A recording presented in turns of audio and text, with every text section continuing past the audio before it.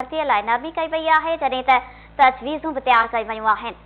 Breaking news अवां ताईं पहुचायूं पिया। उस्तादनि जी भर्तीअ लाइ हर मज़मून में 45% मार्कूं खणण वारो शर्त ख़तम कयो वेंदो।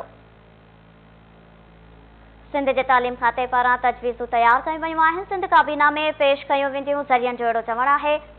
ब्रेकिंग न्यूज़ अवां ताईं पहुचायूं पिया। ज़रियनि मूजिबि मास्तरियाणियुनि जी भर्तीअ लाइ रुॻो 40 मार्कूं रखण जी तजवीज़ ॾिनी वई आहे। जॾहिं त तजवीज़ रखी वई आहे त मर्द उस्तादनि लाइ 55 मार्कूं खणण वारो शर्त बरक़रार रहंदो। इन हवाले सां अहम ख़बर अवां ताईं पहुचायूं पिया। सिंध जे तालीम खाते पारां उस्तादनि जी भर्तीअ लाइ नरमी कई वई आहे, जॾहिं त इन हवाले सां तजवीज़ूं तयार कयूं वयूं आहिनि।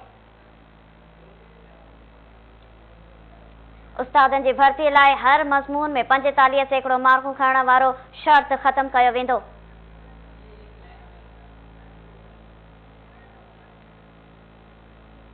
अहम ख़बर अवां ताईं पहुचायूं पिया। सिंध जी तालीम खाते पारां तजवीज़ूं तयार कयूं वयूं आहिनि। सिंध काबीना में पेश कयूं वेंदियूं ज़रियनि जो अहिड़ो चवणु आहे। ज़रियनि जो चवणु आहे मास्तरियाणियुनि जी भर्तीअ लाइ रुॻो 40 मार्कूं रखण जी तजवीज़ ॾिनी वई आहे। तजवीज़ ॾिनी वई आहे त मर्द उस्तादनि लाइ 55 मार्कूं खणण वारो शर्त बरक़रार रहंदो।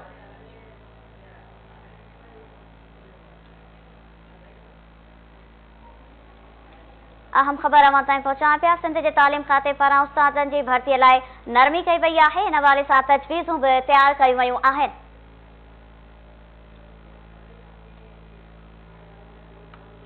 उस्तादनि जी भर्तीअ लाइ हर मज़मून में 45% मार्कूं खणण वारो शर्त ख़तम कयो वेंदो।